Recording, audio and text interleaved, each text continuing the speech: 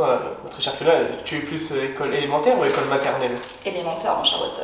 Et toi, jeune? Maternelle. Et bah moi, pour mon cas, je suis plus élémentaire.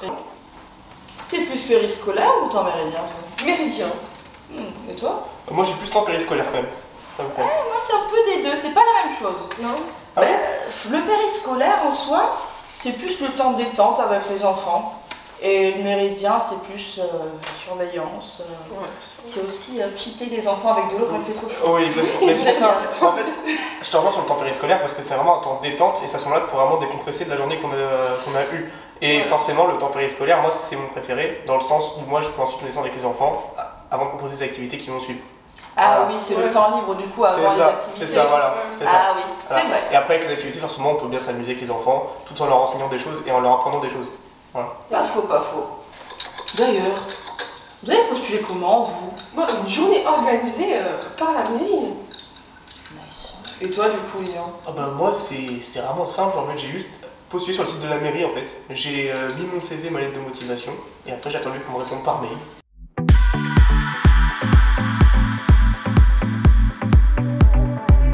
Dans le service civique, il ne faut pas oublier la notion d'engagement, de volontariat. Quand on s'engage pour un service civique, il ne faut pas s'attendre à gagner des millions. On s'engage de façon volontaire, ça vient de nous-mêmes. Personne ne nous force à nous engager. Ce n'est pas l'armée non plus. Donc vraiment, il faut garder cette notion en tête, c'est donner de soi pour aider les autres. J'adore ce que je fais.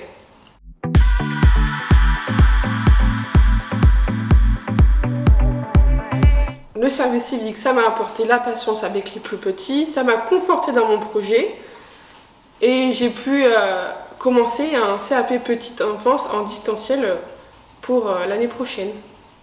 Alors moi, dans mon cas, pour le service civique que j'ai vécu, ça m'a apporté beaucoup de choses.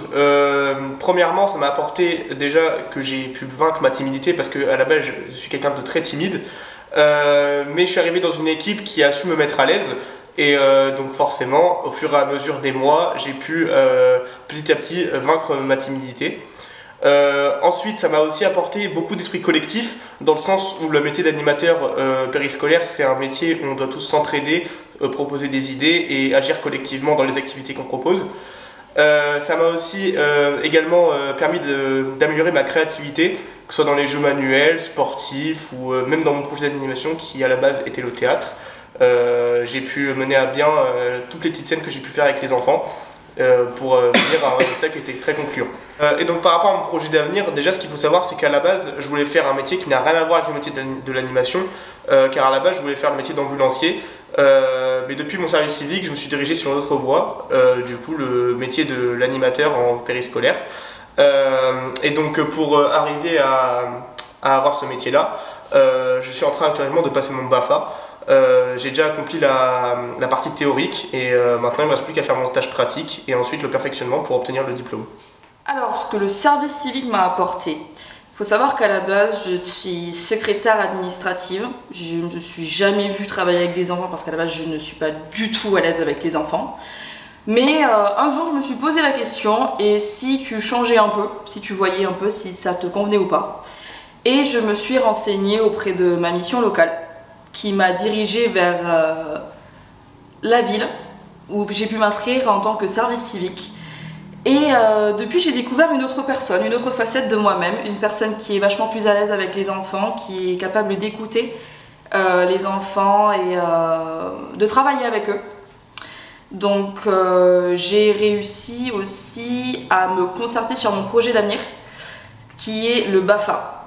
Mais du coup, le service civique, top ou flop? Un gros top! Top! Petit peu top!